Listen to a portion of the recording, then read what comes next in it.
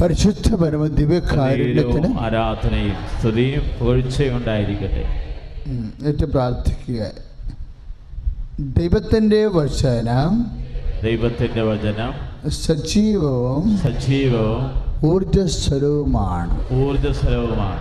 ഇരുതല വാളിനേക്കാൾ മൂർച്ചയേറിയതും ചേതനയിലും ആത്മാവിലും സന്ധിബന്ധങ്ങളിലും മജ്ജയിലും തുളച്ച് കയറി ഹൃദയത്തിന്റെ വിചാരങ്ങളെയും നിയോഗങ്ങളെയും വിവേചിക്കുന്നതുമാണ്. അപ്പൊ വിവേചനം വരുന്നുണ്ട്. നമ്മൾ 6 നിയോഗം എഴുതിയിട്ടില്ലേ? അപ്പം നിയോഗങ്ങൾക്ക് വിവേചനം വരുന്നുണ്ട്. എന്ന് വെച്ച് കഴിഞ്ഞാൽ വിവേചനം എന്ന് പറയുന്നത് എന്താ? ഡിസേൺമെൻറ്റ്. ഇപ്പം നീ കാനഡയായിട്ട് പോകാൻ തീരുമാനിച്ചെന്ന് വിചാരിച്ചോ, അപ്പോൾ ആ നിയോഗം നല്ലതാ. എന്താ നീ വിചാരിക്കണത്? നിൻ്റെ കടങ്ങളെ പരിഹരിക്കാൻ പറ്റുമല്ലോ എന്ന് ഓർത്തിട്ടാണ് അല്ലേ? നിൻ്റെ കടങ്ങളെ പരിഹരിക്കാൻ പറ്റുമല്ലോ. വീട്ടിലും കടമുണ്ട്, നീ കെട്ടിവന്ന വീട്ടിലും കടമുണ്ട്. അപ്പോൾ 2 കടങ്ങളെ 2 മാതാപിതാക്കന്മാരെയും ആശ്വസിപ്പിക്കാൻ പറ്റുമെന്ന് വിചാരിച്ച കുഴപ്പമില്ല. അറപ്പുരകൾ പൊളിച്ച് വലിയവ പണിത് ആളാകാമെന്ന് വിചാരിച്ച ഈ രാത്രി ജീവൻ ആവശ്യപ്പെടും. അപ്പോൾ വിട്ടിയെന്ന് ദൈവം വിളിക്കും. നിൻ്റെ വീട് വലുതാക്കാം, കാറിൻ്റെ കമ്പനി മാറ്റിയിട്ട് ബ്രാൻഡ് മാറ്റാം എന്ന് വിചാരിച്ചാൽ അവിടെ എന്നാ സംഭവിക്കണത്? അരൂപി മാറിപ്പോവും. അരൂപിയാണല്ലോ വിവേചിക്കണത്. അരൂപിയാണ് വിവേചിക്കുന്നത്. ഇപ്പം നീ കാനഡയിൽ പോകാൻ തീരുമാനിച്ചു എന്ന് വിചാരിച്ചോ, അപ്പം നിൻ്റെ മനസ്സിൽ സത്യസന്ധമായ എല്ലാ ആഗ്രഹവും ദൈവം അംഗീകരിക്കും. അരൂപിയാണ് വിവേചിക്കണത്. അപ്പോൾ വരുമ്പോൾ വിഷയം, ഇപ്പം നിൻ്റെ വീട്ടിൽ കടവുണ്ട്, അതുപോലെ നിൻ്റെ ഭർത്താവിൻ്റെ വീട്ടിലും കടവുണ്ട്, അല്ലെങ്കിൽ നിൻ്റെ ഭാര്യയുടെ വീട്ടിലും കടവുണ്ട്. മാതാപിതാക്കന്മാർ 55 വയസ്സ് കഴിഞ്ഞിരിക്കുകയാണ്. അപ്പോൾ ഇനി അവർ ടെൻഷൻ അടിക്കേണ്ട കാര്യമില്ല. അവർ കുറേ ടെൻഷൻ അടുപ്പിച്ചിട്ടുള്ളതാണ്. ഇപ്പോൾ 10-60 വയസ്സ് കഴിഞ്ഞാലൊക്കെ മനുഷ്യൻ ടെൻഷൻ അടിക്കുമ്പോൾ നിങ്ങൾക്ക് മാതാപിതാക്കന്മാരുടെ കണ്ണുനീരിനെക്കുറിച്ചൊരു വിലയുണ്ടാകണം. അല്ല, നിങ്ങളുടെ കാര്യം മാത്രം നടന്നാൽ മതി എന്നല്ല. 65 വയസ്സ് കഴിഞ്ഞൊക്കെ ഈ ആൾക്കാർ ടെൻഷൻ അടിക്കണത് അവരുടെ ആയുസ് കുറഞ്ഞ് അത് വലിയ അപകടത്തിലേക്ക് ചെന്ന് ചാടും. അപ്പോൾ ഇനിയെങ്കിലും എൻ്റെ അപ്പനും അമ്മയും, എൻ്റെ ഭർത്താവിൻ്റെ അപ്പനും അമ്മയും, എൻ്റെ ഭാര്യയുടെ അപ്പനും അമ്മയും വേദനയില്ലാതെ അവർ സമാധാനം ജീവിക്കണം. കർത്താവെ എന്നെ സഹായിക്കണേ. അത് റൈറ്റ് സ്പിരിറ്റാണ്. അതാണ് നിയോഗം എന്നുണ്ടെങ്കിൽ പ്രശ്നമില്ല. നമ്മൾ വിചാരിക്കണം അങ്ങനെയല്ല. നമ്മൾ പഠിച്ച കാലം മുതൽ നമ്മൾ പഠിച്ച ആൾക്കാരുമായിട്ട് കോമ്പറ്റീഷനുള്ളതാണ്. പഠിച്ച കാലം മുതലേ ഇപ്പോൾ പഠിച്ച ആൾക്കാരുമായിട്ട് കോമ്പറ്റീഷൻ ഉണ്ടാവും, അയൽവാസികളുമായിട്ട് കോമ്പറ്റീഷൻ ഉണ്ടാവും, മത്സരമില്ലേ? ഈ മത്സരത്തിലിരിക്കുമ്പോൾ വളരെ ശ്രദ്ധിക്കണം. മത്സരത്തിലിരിക്കുന്നവരെയും ദൈവം വിളിക്കുന്നത് 2 ആൾക്കാരെയാണ് ദൈവം വിട്ടിയെന്ന് വിളിക്കുന്നത്. ആരെയാണ്? ഒന്ന് മത്സരത്തിലിരിക്കുന്ന ആൾക്കാരെ, അയൽവാസിയായിട്ടോ ഓഫീസിലിരിക്കുന്ന ആൾക്കാർ മത്സരത്തിലിരിക്കുക. 2ാമത് അറപ്പുരകൾ പൊളിച്ച് വലിയവ പണിതിട്ട് അഹന്ത വർദ്ധിപ്പിച്ചിട്ട് മറ്റുള്ളവരുടെ മുമ്പിൽ വലിയ ആളാണെന്ന് ചമയാൻ ഉദ്ദേശിക്കുന്നവരെ ദൈവം വിട്ടി എന്ന് വിളിക്കും. 2 ഒരു വാക്കാണ് ഉപയോഗിക്കുന്നത്. ഫോഷ ഇപ്പം ഒരുത്തിന് സമൃദ്ധമായ വിളവ് നൽകി, അതിൻ്റെ വരുമാനം വർദ്ധിച്ചു. ഇപ്പം 3 ലക്ഷം രൂപയ്ക്കാണ് UK നേഴ്സുമാരുടെ വരുമാനം വരികണത്. അപ്പോൾ വരുമാനം വർദ്ധിച്ചു. വരുമാനം വർദ്ധിച്ചപ്പോൾ എന്നാ ചെയ്തത്? അപ്പോൾ ബൈബിളിലെ ആ കർഷകൻ്റെ വരുമാനം വർദ്ധിപ്പിച്ചപ്പോൾ അവൻ്റെ കൃഷിയുടെ സമൃദ്ധമായ വിളവ് നൽകി, അല്ലേ? അപ്പം അവനെന്ത് ചെയ്തു? അവൻ ചിന്തിച്ചു. എന്നാ ചിന്തിച്ചത്? ഞാൻ ഈ സമ്പത്തെല്ലാം, ധാന്യമെല്ലാം എവിടെ കൊണ്ടേ വെക്കും? ഞാൻ എൻ്റെ അറപ്പുരകൾ പൊളിച്ച് വലിയവ പണിയും. Price the Lord. പണ്ട് ഒരു മത്സ്യത്തൊഴിലാളി സഹോദരൻ വന്ന് എന്നോട് ചോദിച്ചു, അച്ഛാ ഞങ്ങളുടെ ഒരു ഡിസ്കോ വല കൂടി വാങ്ങിക്കാൻ പോവുകയാണ്, പണിക്കാർ കൂടുതലായെന്ന് പറഞ്ഞു. കാര്യം നല്ല പണിയുള്ള വള്ളമാണ്, എപ്പോഴും മത്സ്യബന്ധനത്തിന് നല്ല ജോലി കിട്ടണ മീൻ കിട്ടുന്ന വള്ളമാണ്. അപ്പോൾ അതിത്തിരി പ്രാർത്ഥിച്ച് അവർ രക്ഷപ്പെട്ടതാണ്. അപ്പോഴവർക്ക് തോന്നി 2 വള്ളം വേണമെന്ന്. അപ്പോൾ എൻ്റെ അടുത്ത് അവതരിപ്പിക്കണത് എന്താ? അവതരിപ്പിക്കണത് ഈ വന്ന പണിക്കാർ പോകാതിരിക്കാൻ വേണ്ടി, അവരെ നിലനിർത്താൻ വേണ്ടി ഒരു ഡിസ്കോ വള്ളം എന്ന് പറഞ്ഞാൽ കോര് വലയാണ്. അതിൻ്റെ ചെമ്മീൻ കിട്ടും, ചൂട കിട്ടും, എല്ലാം കിട്ടും, ചിലപ്പോൾ അയിലയും കിട്ടും. അപ്പോൾ അത് ഒരു മിനിമം ഒരു 8 മാസമൊക്കെ നമുക്ക് കടലിൽ പോകാൻ പറ്റും. മറ്റു വള്ളങ്ങളൊക്കെ സീസണായിട്ട് 4 മാസം ആകുമ്പോൾ നിർത്തും. അപ്പോൾ അവൻ പറയണ എല്ലാം സത്യമായ കാര്യങ്ങളാണ്. പക്ഷേ മെസ്സേജ് ഞാൻ പെട്ടെന്ന് പറഞ്ഞു 1 സെക്കൻഡ് ഒരു വിശ്വാസ പ്രമാണം ചെല്ലിക്കുകയെന്ന് ചോദിച്ചു. ഉടനെ 1 സെക്കൻഡ് വിശ്വാസ പ്രമാണം ചെല്ലിയപ്പോൾ ചെല്ലിയിട്ട് ഞാൻ എന്താ ചെയ്തത്? ജസ്റ്റ് ഓപ്പൺ, കർത്താവിൻ്റെ വചനം തുറന്ന്. എന്നാ കർത്താവ് ഈ വിഷയത്തെ പറയണമെന്നറിയണ്ടേ? നമ്മളെ കർത്താവ് ആ വിഷയത്തിൽ നമ്മളോട് വചനത്തിലൂടെ സംസാരിക്കുമെന്ന് നമ്മൾ വിശ്വസിച്ചാൽ തീർച്ചയായിട്ടും കർത്താവ് ആ വഴിക്ക് വരും. എന്താ കാര്യം? നമ്മൾ പ്രതീക്ഷിക്കുന്ന വഴിക്ക് കർത്താവ് വരും. അതൊരു ദൈവാനുഭവത്തിൻ്റെ ആദ്യ പാഠങ്ങളാണ്. ദൈവത്തെ നീ അങ്ങനെയാണ് വിശ്വസിക്കണത്. ഇന്ന് സെൻറ്റ് ജോസഫിൻ്റെ തിരുനാളാണ്. നമ്മൾ വായിച്ചു കേട്ട വചനം എന്താണ്? ദൈവമായ കർത്താവ് സ്വപ്നത്തിൽ പ്രത്യക്ഷപ്പെട്ട് ജോസഫിനോട് പറഞ്ഞു, നിൻ്റെ ഭാര്യയെ സ്വീകരിക്കാൻ നീ ശങ്കിക്കേണ്ട. Price the Lord. അപ്പോൾ ദൈവം വരുന്നൊരു വഴിയാണ് സ്വപ്നം. ദൈവം വരുന്ന ഒരു വഴിയാണ്. അപ്പോഴേ കർത്താവിനോട് നീ പറഞ്ഞു, കർത്താവ് എനിക്ക് ഈ വിഷയത്തിൽ ഒരു തീരുമാനം എടുക്കാൻ പറ്റണില്ല. നീ ഇന്ന് വരെ മനുഷ്യന്മാരോട് സംസാരിച്ചിട്ടുള്ള ഏതെങ്കിലും ഒരു വഴി, സ്വപ്നമോ ദർശനമോ വചനമോ സദുപദേശങ്ങളോ, ചിലർ പറയവേ അച്ഛൻ പ്രസംഗിച്ചുകൊണ്ടിരുന്നപ്പോൾ തന്നെ കർത്താവ് എനിക്ക് ഉത്തരം തന്നെന്ന്. എന്താ പറയണത്? അവരെടുക്കുന്നൊരു കോൺഫ്യൂഷനായിട്ടുള്ളൊരു വിഷയമാണ്. പക്ഷേ ഞാനറിയാതെ എന്നിലൂടെ കർത്താവ് അവനോട് സംസാരിക്കും.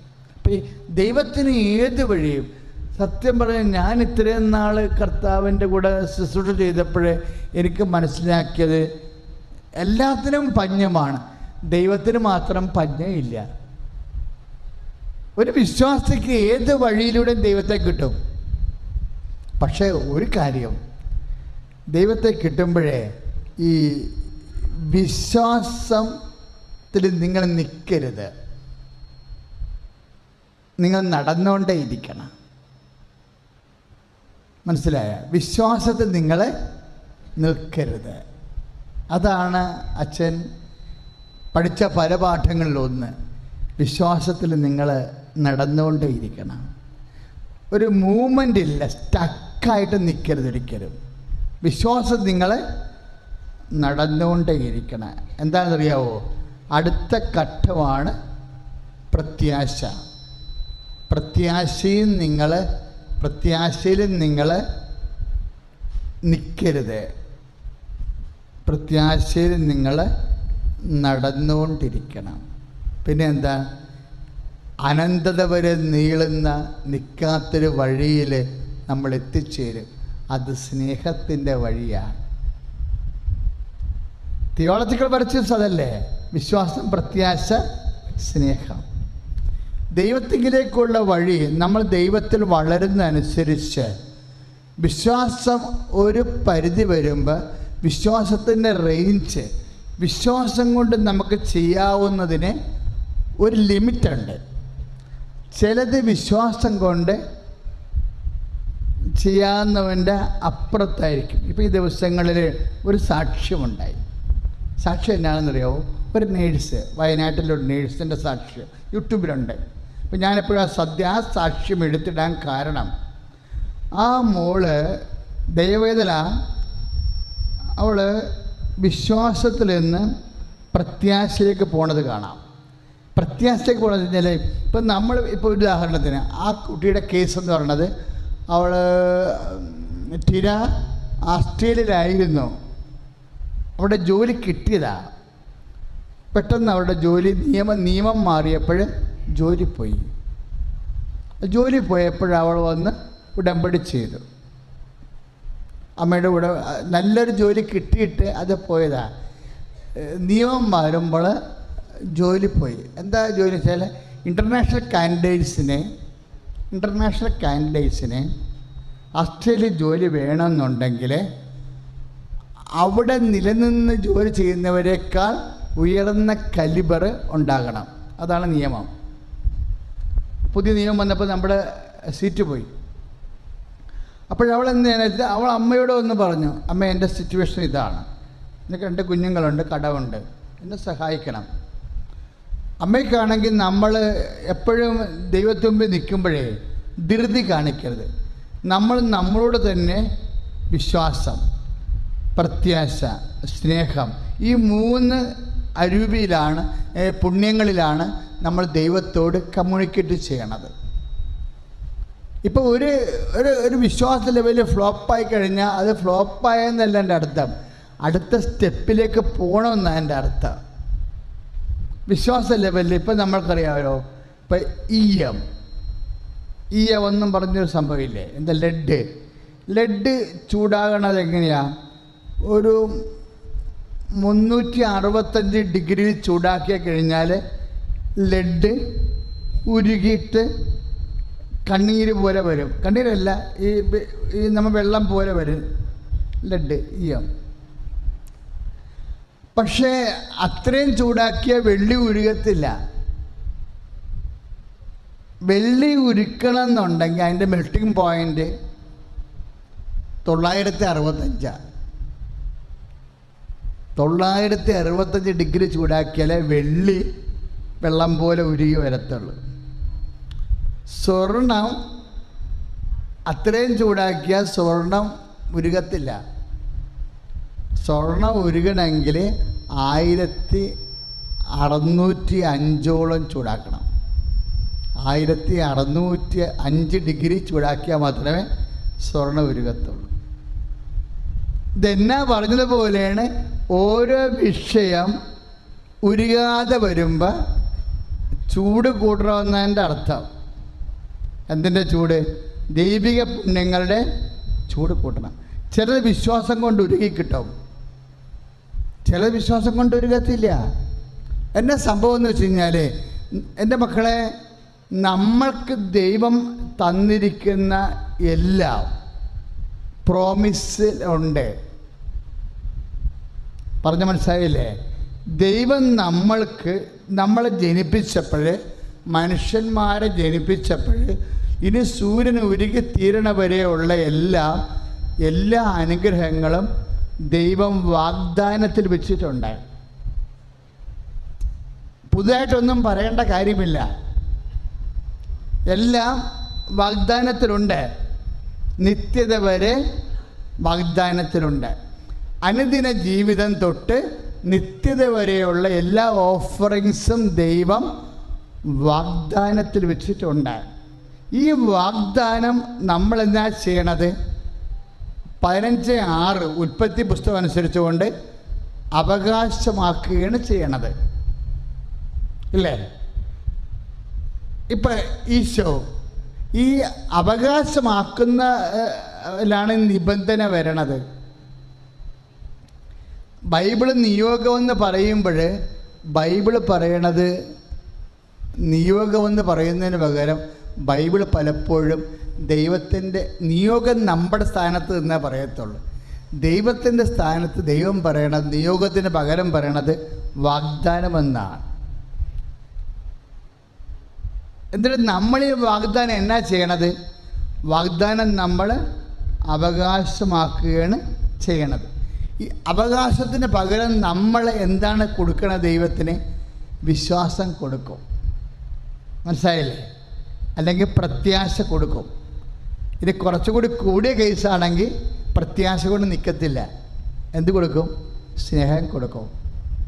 എബ്രഹാം വിശ്വസിച്ചോ, അവനത് നീതിയായി പരിഗണിക്കപ്പെട്ടു എന്നില്ലേ? അതാണ് സംഭവം. നമ്മൾ വാഗ്ദാനം ഓൾറെഡി ഗിവണാണ്. ഇപ്പം ഈശോ കുർബാന സ്ഥാപിച്ചത് എന്തിനാ? അത് ഉടമ്പടിയാ. ദൈവത്തിന് ഉടമ്പടിയെ ചെയ്യാൻ പറ്റത്തുള്ളൂ. നമ്മുടെ കഞ്ഞി കപ്പ തൊട്ടുള്ള അനുദിനമായ കാര്യങ്ങൾ തൊട്ട് നിത്യത വരെയുള്ള കാര്യങ്ങൾ, വാഗ്ദാനങ്ങൾ വെച്ചിരിക്കുന്നത് എവിടെയാണ്? ഉടമ്പടിയിലാണ് വെച്ചിരിക്കുന്നത്. അതാണ് ഈ ഉടമ്പടിക്ക് ഷാർപ്പായിട്ട് അനുഗ്രഹം കിട്ടുന്ന കാര്യം. ഇതാണ്. ഇപ്പം എബ്രഹാത്തിനോട് പറഞ്ഞാലും ശരി, മോസസിനോട് പറഞ്ഞാലും ശരി, ദൈവം പറഞ്ഞിരിക്കണത് എന്താ? ഉടമ്പടിയാ. ഞാൻ ചൂണ്ടിക്കാണിക്കുന്ന ദേശം നിനക്ക് നിന്റെ സന്താനങ്ങൾക്കും ഞാൻ നൽകും. സ്ഥലം എന്താ? ഇടം. എന്തിനാ? നിൽക്കാനും വളരാനുമുള്ള സ്ഥലമാണ്. സ്ഥലം എന്ന് പറയുമ്പോൾ നിസ്സാരമില്ലേ? നമ്മൾ സെൻറ്റ് വെച്ച് അളക്കണ ഫീസ് മാത്രമല്ല. സ്ഥലമെന്ന് വെച്ചാൽ ഭൗതിക സാഹചര്യം. നമ്മൾ നിൽക്കാനും നമ്മൾ വസിക്കാനും വളരാനുമുള്ള ഇടമാണ് സ്ഥലം. വസിച്ചാൽ മാത്രം പോരല്ലേ, വളരണ്ടേ?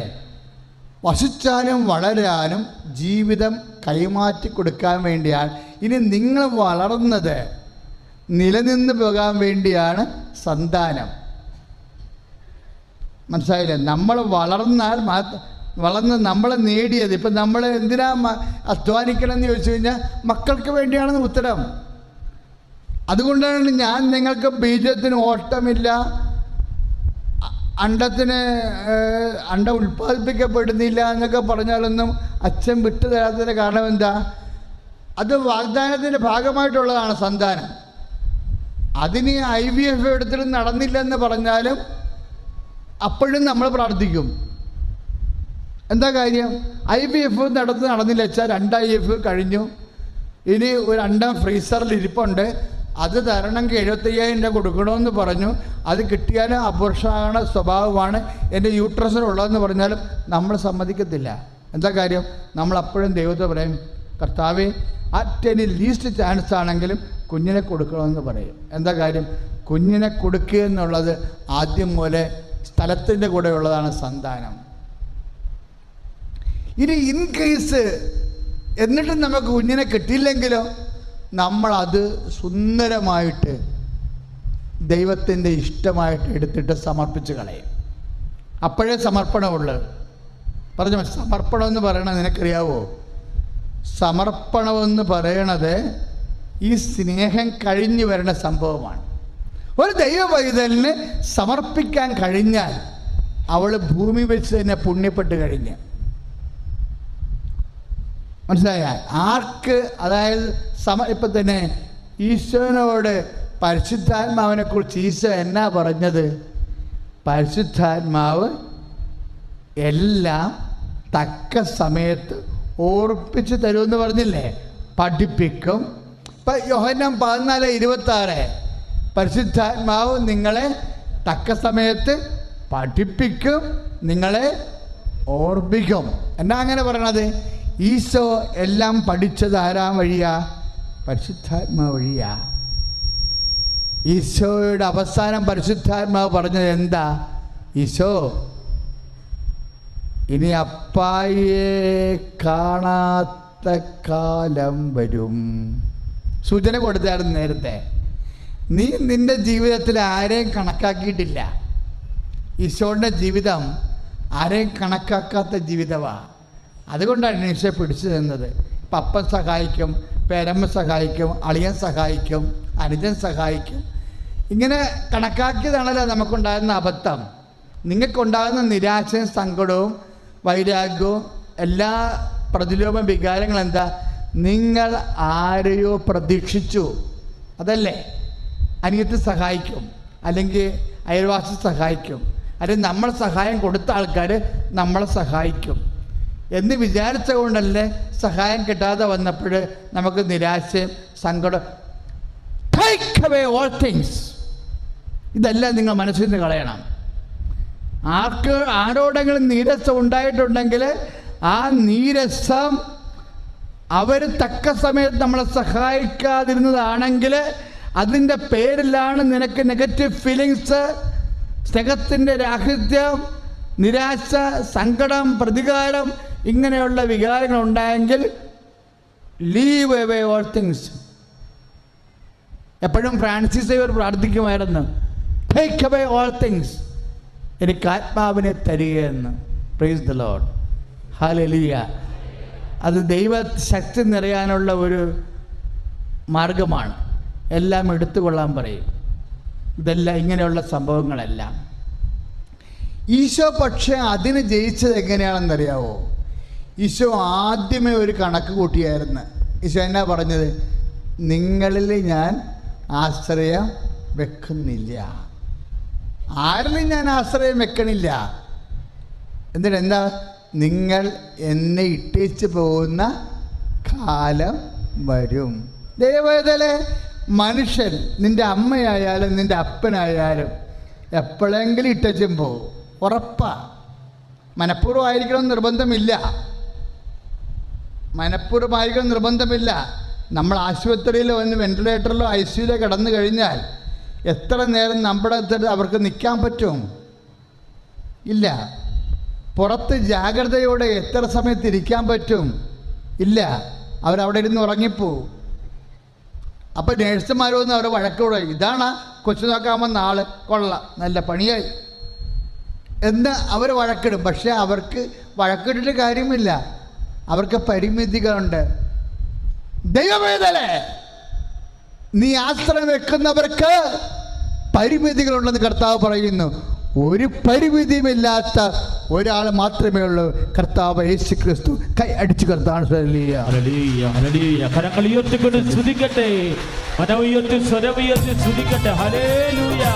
ഈശോമിശിഹായ്ക്ക് സ്തുതിയായിരിക്കട്ടെ. എൻ്റെ പേര് ജോയ്സി, ഇതെൻ്റെ അമ്മ ആലീസ് ജോസഫ്. ഞങ്ങൾ ചാലിപ്പള്ളി ഇടവകയിൽ നിന്നു, ചേർത്തലയിൽ ചാലിപ്പള്ളി ഇടവകയിൽ നിന്ന് വരുന്നു. ഞാനൊരു നേഴ്സാണ്. നേഴ്സ് 8 വർഷമായി നേഴ്സായെങ്കിൽ എനിക്ക് ഫാമിലിയായിട്ടൊന്നും സെറ്റ് ചെയ്യാൻ ഇതുവരെ പറ്റിയിട്ടില്ല. അപ്പം എൻ്റെ വലിയൊരു ആഗ്രഹമായിരുന്നു യൂറോപ്യൻ കൺട്രിയിൽ എവിടെയെങ്കിലും ഒന്ന് പോയിട്ട് ഒന്ന് സെറ്റിലാവണമെന്നുള്ളത്. OET എഴുതിയിരുന്നു. OET എഴുതി 2-3 പ്രാവശ്യം കഴിഞ്ഞപ്പോഴാണ് എനിക്ക് OET ഒന്ന് പാസ്സാവാൻ പറ്റിയത്. OET എഴുതി കഴിഞ്ഞപ്പോഴത്തേക്ക് എനിക്കൊരു ഡൗട്ടായിരുന്നു ഏത് കൺട്രിയിലോട്ട് പോകണമെന്നുള്ളത് പാസ്സായി കഴിഞ്ഞപ്പോഴത്തേക്ക്. അപ്പം ഞാൻ കൃപാസന മാതാവിനെ കുറിച്ച് കേട്ടിട്ടുണ്ട്, പക്ഷേ ഇവിടെ വന്നിട്ടൊന്നുമില്ല. എൻ്റെ ഫ്രണ്ട്സൊക്കെ ഒത്തിരി സാക്ഷ്യങ്ങൾ എന്നോട് പറഞ്ഞു തന്നിട്ടുണ്ട് മാതാവിൻ്റെ അനുഗ്രഹത്തെക്കുറിച്ച്. പക്ഷെ ഞാൻ മാതാവിൽ വിശ്വസിക്കുന്നെങ്കിലും കൃപാസനത്തിൽ ഇതുവരെ വരികയോ അങ്ങനെ മാതാവിൻ്റെ പ്രാർത്ഥനയിൽ പങ്കെടുക്കുകയോ ഒന്നും ചെയ്തില്ല. അപ്പോൾ എൻ്റെ ഒരു ഫ്രണ്ട് ഒരു ദിവസം എനിക്കൊരു സാക്ഷി അയച്ചു തന്നു. ആ സാക്ഷ്യത്തിലൂടെ എനിക്ക് മനസ്സിലായി മാതാവിൻ്റെ കൃപ എന്തോരം ഉണ്ട്, അവർക്ക് ലഭിച്ചത് എങ്ങനെയാണ്. അങ്ങനെ കുറേയൊക്കെ ഞാൻ യൂട്യൂബ് വീഡിയോകൾ കാണാൻ തുടങ്ങി. മാതാവിൽ എനിക്ക് കുറേശ്ശെ വിശ്വാസമൊക്കെ വന്നു തുടങ്ങി. അപ്പം ഇതിന് ശേഷം OET പാസ്സായതിന് ശേഷം ഞാൻ ഇങ്ങനെ ഒത്തിരി പ്രാർത്ഥിച്ചു ഏത് കൺട്രി സെലക്ട് ചെയ്യണമെന്നുള്ളത്. അപ്പോൾ എല്ലാവരും പറഞ്ഞത് UK-യും അയർലൻഡും ഒക്കെ അന്ന് ഓപ്പണാണ്, നിങ്ങൾക്ക് ഇങ്ങോട്ട് ഒത്തിരി പൈസ ഇല്ലാണ്ട് പോകാം. പക്ഷേ എൻ്റെ മനസ്സിൽ ന്യൂസിലാൻഡ് എന്നൊരു കൺട്രിയാണ് കിടക്കുന്നത്. അപ്പം ഞാനിങ്ങനെ മനസ്സിൽ പ്രാർത്ഥിച്ചിട്ട് കൃപാസന മാതാവിൻ്റെ ജോസഫ് അച്ഛൻ്റെ ഒരു ചൊവ്വാഴ്ച ദിവസം ധ്യാനം കൂടിയിട്ട് ഒത്തിരി പ്രാർത്ഥിച്ചൊരു തീരുമാനം എടുത്തു ന്യൂസിലാൻഡിൽ തന്നെ പോകണമെന്നുള്ളത്. അപ്പം ഹസ്ബൻഡും വീട്ടുകാരൊക്കെ ഒത്തിരി എതിർത്തു. ഇത്രയും 10 ലക്ഷം രൂപയുടെ ആവശ്യമുണ്ട്, ഇത്രയും രൂപ മുടക്കി അങ്ങോട്ട് പോകേണ്ട കാര്യമുണ്ടോ എന്ന്. എന്നാലും എനിക്ക് മനസ്സിൽ പറയുന്നത് ന്യൂസിലാൻഡ് തന്നെ പോകണമെന്നായിരുന്നു. പിന്നെ എല്ലാവരും എൻ്റെ ആഗ്രഹത്തിന് എന്നെ സപ്പോർട്ട് ചെയ്തെങ്കിൽ അവർ സമ്മതിക്കുകയും ചെയ്തത്. അപ്പം ഞാൻ ദുബായിലാണ് വർക്ക് ചെയ്തിട്ടിരുന്നത്. ന്യൂസിലാൻഡിൽ പോകാൻ 5 ദിവസം ബാക്കിയുള്ളപ്പോൾ ഞാൻ ഇവിടെ വന്ന് മാതാവിൻ്റെ അടുത്ത് വന്നിട്ട് പറഞ്ഞു. അന്ന് ഞാനിവിടെ വന്നപ്പം ഓൺലൈൻ ഉടമ്പടി എടുക്കാനുള്ള സാഹചര്യം ഇവിടെ ഇല്ലായിരുന്നു. അന്ന് എന്തോ വോട്ടിൻ്റെ എന്തോ അവധിയായിരുന്നു ഇവിടെ. അപ്പം എനിക്ക് ഒത്തിരി വിഷമമായി. ഉടമ്പടി എടുത്തിട്ട് അങ്ങോട്ട് പോകാനായിരുന്നു ഞാൻ ആഗ്രഹിച്ചത്. ഇവിടെ വന്ന് ഞാൻ മാതാവിനോട് പറഞ്ഞു, മാതാവേ ഞാൻ നിന്നെ ഏൽപ്പിച്ചിട്ട് പോവുകയാണ്, അവിടെ ജോലി കിട്ടാൻ ഇച്ചിരി പ്രയാസമുള്ള സമയമാണ്, കയ്യിലുള്ള പൈസ മുഴുവൻ ചിലവാക്കിയിട്ടാണ് ഞാൻ പോകുന്നത്, എൻ്റെ കാത്തോണേ എന്ന് പറഞ്ഞു. ഇവിടുന്ന് ഉടമ്പടി വാങ്ങി പ്രാർത്ഥന പുസ്തകമൊക്കെ വാങ്ങിയിട്ടാണ് ഞാൻ അങ്ങോട്ട് പോയത്. അവിടെ ചെന്ന് കഴിഞ്ഞിട്ട് ക്യാപ് കോഴ്സൊക്കെ സക്സസ് ആയിട്ട് അറ്റൻഡ് ചെയ്തു, കംപ്ലീറ്റ് ചെയ്തു. പക്ഷേ 2 മാസമായിട്ടും ജോലി ലഭിക്കുന്നില്ല. അവിടുത്തെ ചിലവാണ് കൂടി വരികയായിരുന്നു, റൂം റെൻറ്റും ഫുഡൊക്കെ ആയിട്ട്. അപ്പോൾ അത് അഫോർഡ് ചെയ്യാൻ പറ്റുന്നില്ല. ഫ്രണ്ട്സിൻ്റെ വീട്ടുകാരുടെ ഒക്കെ കുറ്റപ്പെടുത്തൽ വരാൻ തുടങ്ങി. UK പോയാൽ പോരായിരുന്നു, എന്തിനാ ന്യൂസിലാൻഡ് സെലക്ട് ചെയ്തതെന്ന് ഒത്തിരി പ്രയാസമായി. കാരണം കയ്യിലുള്ള പൈസ ഒക്കെ മുടക്കിയിട്ടാണ് പോയത്. അവിടെ എത്തിക്കഴിഞ്ഞപ്പോഴത്തേക്ക് ഞാൻ പിന്നെ എൻ്റെ ഹസ്ബൻഡ് പറഞ്ഞു, നീ മാതാവിനെ വിശ്വസിച്ചല്ലേ പോയത്, നീ ഓൺലൈൻ ഉടമ്പടി എടുക്കാൻ പറഞ്ഞു. അങ്ങനെ ഞാൻ ഓൺലൈൻ ഉടമ്പടി എന്താണെന്ന് എനിക്ക് ശരിക്കും അറിയത്തില്ലായിരുന്നു. അറിയാവുന്ന ഫ്രണ്ട്സിനോടൊക്കെ ചോദിച്ച് ഓൺലൈൻ ഉടമ്പടി ഞാൻ എടുത്തിട്ട് അവിടെ കുർബാനയ്ക്കൊക്കെ പോകാൻ വളരെ ബുദ്ധിമുട്ടാണ്. അവിടുത്തെ $10 ചിലവാക്കിയാൽ എനിക്കൊന്ന് പള്ളിയിൽ പോകാൻ പറ്റത്തുള്ളൂ. പക്ഷെ ഞാൻ പൈസ കണക്കാക്കിയില്ല. $10 ചിലവാക്കി ഞാൻ പള്ളിയിൽ പോകാൻ തുടങ്ങി. 2 ബസ്സൊക്കെ കയറണമായിരുന്നു. വരുമ്പോൾ ഒത്തിരി ഇരുട്ടാവും. അവിടുത്തെ 8 മണിയൊക്കെ ആകുമായിരുന്നു പള്ളിയിൽ നിന്ന് കഴിഞ്ഞ് വരാനായിട്ട്. എന്നാലും ഞാൻ പള്ളിയിൽ പോയി കുമ്പസാരിക്കാനായിട്ട്. മലയാളി അച്ഛന്മാരുള്ള ദിവസം നോക്കി കുമ്പസാരിച്ചു. അങ്ങനെ പ്രാർത്ഥന ജീവിതത്തിൽ തന്നെ നടന്നു.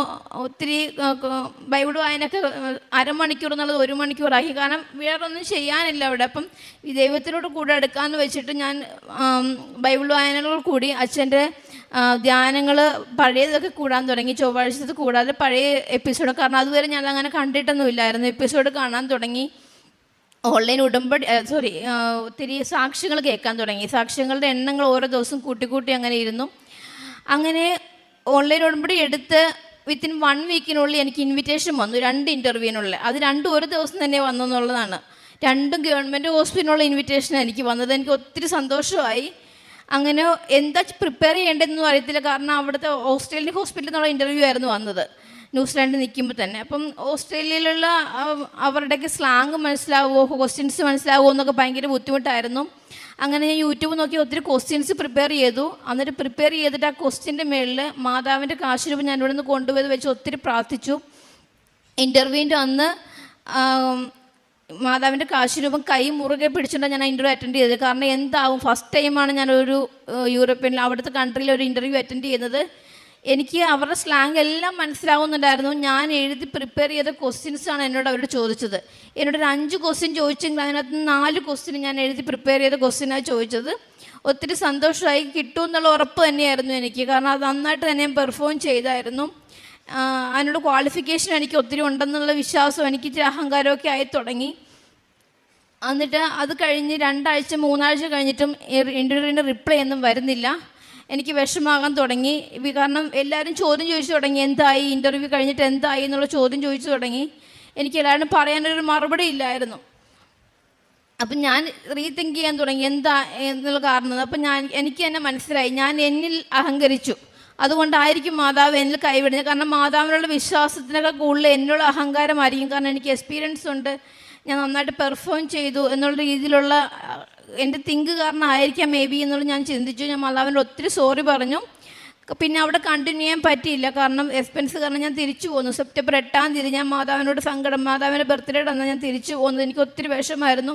നാട്ടിൽ വന്നിട്ട് പുറത്തിറങ്ങാനായിട്ട് പോലും പറ്റുന്നില്ലായിരുന്നു. ഞാൻ പുറത്തിറങ്ങാൻ മാസ്ക് വെച്ചാൽ പുറത്തിറങ്ങിയിരുന്നത്. കാരണം എല്ലാവരും ചോദ്യം ചോദിക്കാൻ തുടങ്ങി, ന്യൂസിലാൻഡിൽ പോയിട്ട് എന്തായി, എല്ലാവരോടും പറഞ്ഞിട്ടൊക്കെയല്ലേ പോയത്. അപ്പം ഒത്തിരി വിഷമാകാൻ തുടങ്ങി, ഒന്നും ആയില്ല എന്നുള്ളതിൽ വന്ന്.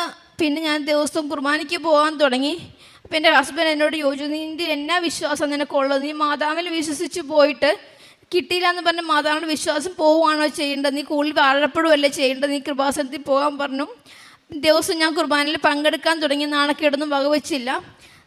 പിന്നെ ഞാനിവിടെ നേരിട്ട് വന്ന് ഇവിടുന്ന് ഉടമ്പടി എടുത്തു. ഇവിടെ അച്ഛൻ്റെ കൈവയ്പ്പ് അനുഗ്രഹത്തിൽ ഞാൻ ഒത്തിരി സങ്കടപ്പെട്ട പ്രാർത്ഥിച്ചു. അച്ഛൻ പറഞ്ഞു എല്ലാം ശരിയാവും മോളെ എന്ന് അച്ഛൻ പറഞ്ഞു. അപ്പോൾ എൻ്റെ മനസ്സിലൊരു കുളിർമ പോലെ എന്തോ ഉണ്ടായി. ഞാൻ വീട്ടിൽ വന്ന് പ്രാർത്ഥിക്കാൻ തുടങ്ങി. അപ്പോൾ എനിക്ക് ഒത്തിരി കണ്ണീരോടെ പ്രാർത്ഥിക്കുന്നത്. വീട്ടുകാർക്ക് കാണുമ്പോൾ എനിക്കൊക്കെ സങ്കടമാവും, അവർക്കും കൂടെ വിഷമാവുക. എൻ്റെ ഈ കണ്ണീര് കണ്ടിട്ട് അവർക്കും വിഷമമുണ്ട്. അവരൊന്നും ചോദിക്കാണ്ടായി അവസാനം എൻ്റെ സങ്കടം കണ്ടിട്ട്.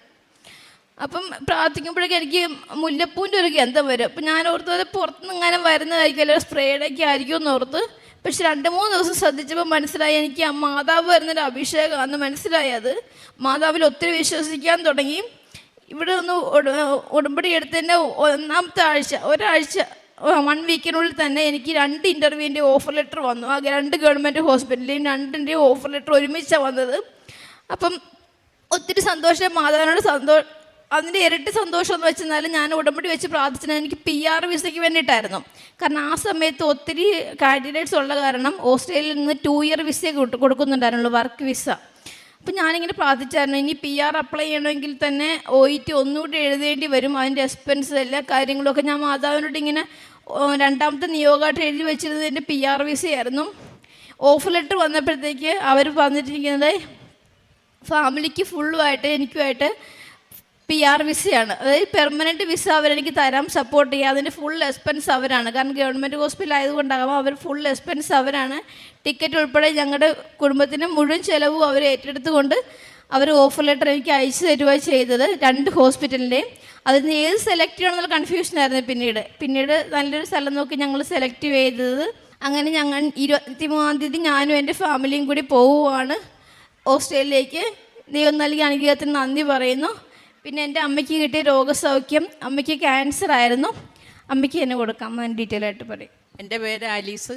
2023 സെപ്റ്റംബർ 8-ാം തീയതി എനിക്ക് ബ്ലഡ് കുറവായിട്ട് പരിശോധനയ്ക്ക് കൊണ്ടുപോയി. അപ്പോൾ അവിടെ ചെന്നപ്പോൾ തീരെ ബ്ലഡ് ഇല്ലാതെയായി. പിന്നെ 4 കുപ്പി ബ്ലഡ് എനിക്ക് കയറ്റേണ്ടി വന്ന്. പിന്നെ സ്കാൻ ചെയ്ത് പിന്നെ ഓരോ കൂട്ടം ഇങ്ങനെ പരിശോധന നടത്തി വന്ന് അപ്പോൾ പറഞ്ഞ് ക്യാൻസറാണെന്ന് പറഞ്ഞ്. അപ്പോൾ ഞാൻ മാതാവിനോട് ഒരുപാട് പ്രാർത്ഥിച്ചു. എനിക്ക് പിന്നെ അന്നേരം ക്യാൻസറാണെന്ന് പറഞ്ഞിട്ടും എനിക്ക് ഒരു സങ്കടമൊന്നുമില്ല. ഇനി ഞാൻ മാതാവിനോട് എപ്പോഴും പ്രാർത്ഥിക്കുമായിരുന്നു. ഞാൻ ഇതിനു മുമ്പ് ഈ രോഗം വന്നതിന് മുമ്പ് തന്നെ ഞാൻ മാതാവിൻ്റെ ഇവിടെ വന്ന് ഞാൻ മാതാവിനോട് പ്രാർത്ഥിക്കാറുണ്ട്.